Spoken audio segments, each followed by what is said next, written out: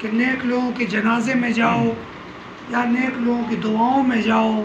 تو اللہ تبارک و تعالیٰ اس کی برکت سے دعا کرنے والوں کو بھی معاف فرما دیتا ہے، اور اللہ تعالیٰ ان پہ بھی کرم نوازی فرما دیتا ہے، اور اللہ ان کے درجات بلند فرما دیتا ہے۔ میاں محمد جان زیب صاحب ایک بہت ہی نیکوکار،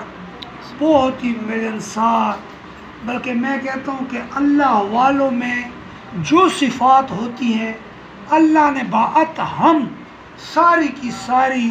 میاں محمد جان زیب صاحب نے رکھی ہوئی تھی۔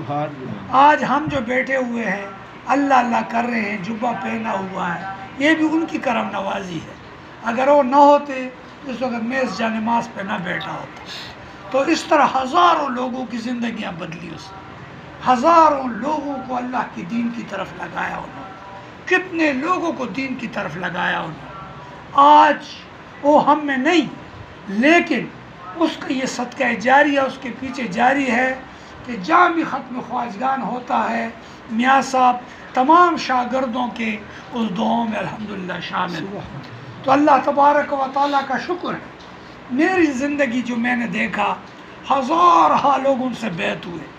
انتہائی لوگ ان سے بیعت ہوئے، لیکن کیونکہ وہ بے نیاز قسم تھے اور روایتی پیری موریدی وہ نہیں کرتے تھے، لیکن اس میں اللہ تبارک و تعالیٰ نے ایسا اثر رکھا تھا، ایسی محبت رکھی تھی کہ جو بھی ان کی نشست میں بیٹھ جاتا اللہ کریم اس کو ذاکر بنا دیتا۔ خود بھی ذاکر تھے اور جو ان کے ساتھ بیٹھ جاتا تھا وہ بھی ذاکر ہو جاتا۔ سخی بھی تھے، اللہ نے سخاوت عطا فرمائی، کسی وقت بھی اس کے چہرے پر اس کے ماتھے پر ہم نے بل نہیں دیکھا، ہر وقت ہنستے مسکراتے چہرہ۔ بلکہ ہمارے پیر صاحب کے والد صاحب حضرت بابا جی رحمۃ اللہ علیہ نے ایک دفعہ فرمایا، میاں صاحب جب تم دنیا سے جاؤ گے تب بھی تم ہنستے ہوئے جاؤ گے، جب تم دنیا سے جاؤ گے تب بھی تم ہنستے ہوئے جاؤ گے، کیونکہ وہ ہر وقت ہنستے تھے۔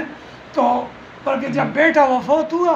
تو ہم قبرستان چلے گئے، جب دیکھے تو میاں صاحب ہنس رہے تھے، یعنی اس کی عادت ثانیہ تھی کہ وہ مسکراتے تھے، ہنستے تھے۔ اللہ کریم نے بہت ساری عادتیں انہیں عطا فرمائی تھی۔ اللہ تبارک و تعالی